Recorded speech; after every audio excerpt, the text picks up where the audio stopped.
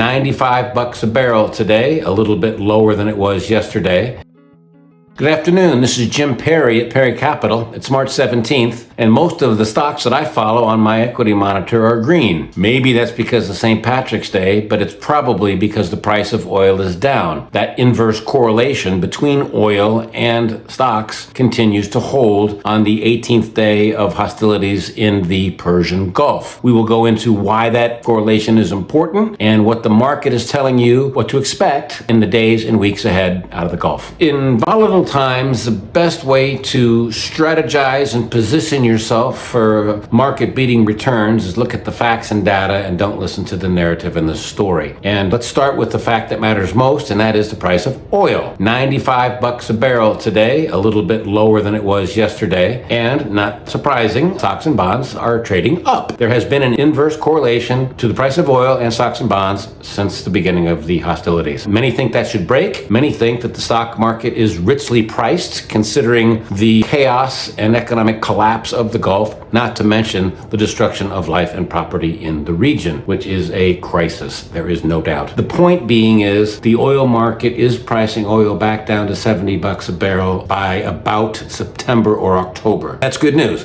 That says that hostilities will end and oil will be flowing again and things will calm down. I would like to think that's true, and that's how I'm positioned. It's not going to be an easy step, and there's a lot of people that disagree with that, I know, but I do think that we're going about this in really the only way possible now, and that is to eliminate the threat to the free flow of oil to the global economy and try to end military intervention on everyone's part so that people can go back to living their lives and do so without fear of death. Investors would be wise to look at buying risk assets before the end of military conflict. That's just a fact. The tricky bit is, when does that happen? A lot of people think never, especially if you're in Tehran, in a mosque. Many people think any day, and it's somewhere in between. What we do know is that the flow of oil out through the Strait of Hormuz needs to flow freely to the global economy. Until that happens, prices go up, economic activity goes down, and stock markets look vulnerable. So everybody should be thinking, what can we do to get oil to flow freely through the Gulf without putting ourselves in too much of harm's way? So that's the issue right now, to me. I also am very concerned that the Iranian regime is going to be a little bit more aggressive with the Iranian people. I think that is a big problem. And I also think that they have a lot of drones up there still and missiles that are raining down indiscriminately on cities and populations in the Gulf region. And that feels criminal to me too. I guess not to everybody, but it does to me. So anyway, I think that the markets are going to stay pretty steady here. I don't see a big downtrade. I don't think economically there's a big hit to what's going on. Yes, economic estimates for GDP in Q1 are lower for obvious reasons everywhere, but they won't stay lower forever because economic activity, when it's safe to do so, will pick up, and economic redevelopment in the Gulf region with an absence of a belligerent terrorism exporter will mean that the Middle East can flourish. And I think everybody in the Gulf region and the Middle East in general would like to see that outcome. So would I. I think we're going to get there,